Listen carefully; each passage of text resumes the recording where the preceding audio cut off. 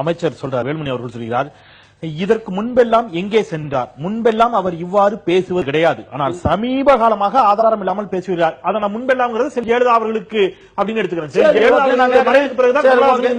இந்த தைரியமும் துணிச்சலும் வந்திருக்கிறதா? தைரியம் துணிச்சல் கிடையாது. நான் கேட்கிறேன், ஜெயலலிதா ஒரு எந்த மந்திரி நின்று பேசினாங்க? அவங்க தைரியம் இருந்ததோ? நான் கேட்கிறேன், நான் ஒவ்வொரு டிவில நியூஸ் பார்க்கும் போது சீஃப் செக்ரட்டரி, இன்னும் போலீஸ் கமிஷனர், மந்திரிங்க எல்லாம் லைன்ல கீவஸ்ல பிளட் டிக்கெட் வாங்குற மாதிரி நிப்பாங்க. பாத்துக்கீங்களா? அப்ப அது என்ன காரணம்? சொல்லு, நீ தான் தைரியமான ஆளு, சொல்லு, சொல்றா. முதல்ல உங்க கட்சிக்கு யாரு பொதுச் செயலர் சொல்லுங்க பாப்போம். பத்தல சொல்ல முடியுமா?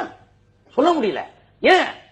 அப்ப பிரச்சனை சிஸ்டம் தெரியல. அது உண்மைதானே? குடிப்பேடா நீ கேட்ட ஒவ்வொரு கேள்வி என்ன செருப்பால மாதிரி இருக்கடா. மாதிரி இல்ல, உண்மையிலே செருப்பால தான்.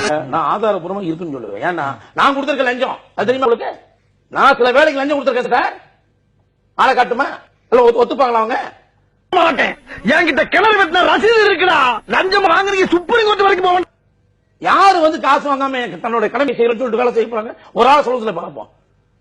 கரண்ட் பிரச்சனை வந்தாலும் சரி, கார்பரேஷன் எந்த பிரச்சனை வந்தாலும் சரி, காசு இல்லாம சார் சாக்கடை அழைச்சு போச்சு அப்படின்னா வணக்கம் சார் பண்ணிடுறேன் சார். சார் அப்ப என்ன அர்த்தம்? அட வெக்க கட்டுவீங்களா?